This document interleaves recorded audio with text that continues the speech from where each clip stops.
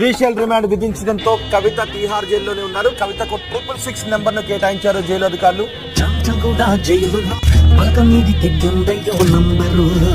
జైల్లో మొదటి రోజు రాత్రి కవిత నిద్రపోలేదు అని చెప్తున్నారు.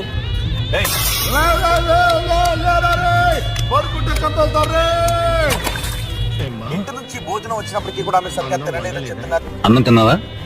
ఆకలి చచ్చిపోయింది. అన్నం తినాలన్న కోరిక లేదు, బతకాలన్న ఆశ లేదు. పుస్తకాలు ఉన్నప్పటికీ వాటిని కాసేపు తిరిగేయటం, కాసేపు చూడటం, మళ్ళీ ఆలోచనలోకి వెళ్ళిపోతున్నట్టుగా జైలు అధికారులు చెప్తున్నారు.